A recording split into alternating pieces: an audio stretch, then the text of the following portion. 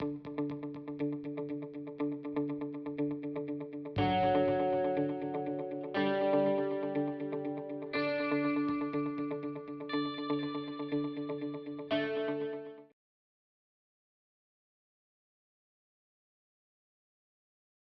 everyone, Scott or the Scott Man, and welcome to the nation's oldest city. This is St. Augustine. It's been around since 1565, when it was first permanently settled by Pedro Menendez de Aviles. Hey, I said that right. But St. Augustine is a very beautiful city, a lot of cool sights to see. So we're going to take a walk around the general area, and we're also going to check out some cool sites not too far away from the city too. So let's go. Located about 40 miles to the southeast of Jacksonville, or less than 2 hours north of Orlando, St. Augustine has plenty to offer for the entire family with its many shops, restaurants, museums, and attractions.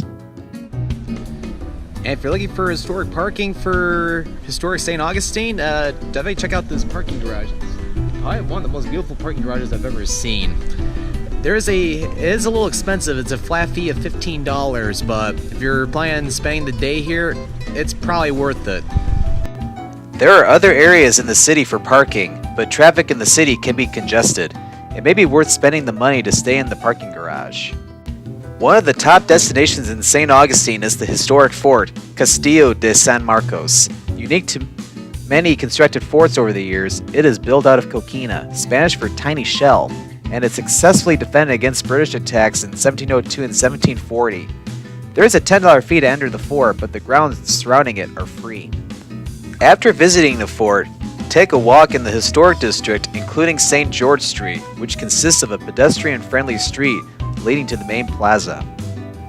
Within the historic district, you will also come across the Colonial Quarter, a museum rich in history where you can learn about the great history of the city from its days as a Spanish colony to when it was with Britain for 21 years.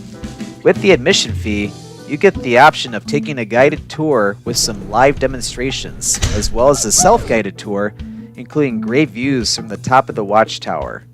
2 restaurants, the Bull and Crown Public House Pub and the Taberna del Caballo, offer great food after visiting the museum.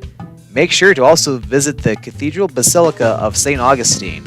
When Mass is not being celebrated, tourists are welcome to take a look inside. Heading north out of the historic district, you will find the Fountain of Youth Archaeological Park. After you buy your ticket at the gate, you will see many historic exhibits, from part of the historic Timucuan village of Seloy to the Fountain of Youth. Take a drink from the same fountain Juan Ponce de Leon supposedly drank from back in 1513. Other cool sights include a reconstruction of the 1587 Catholic mission of Nombre de Dios, and the Spanish Watchtower.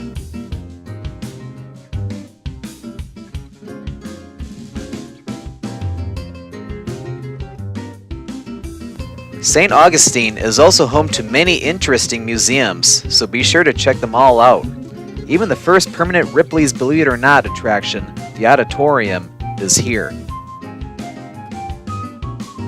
And if you come a couple miles north of St. Augustine, you check out one of the state parks, a historical state park in fact, Fort Mose.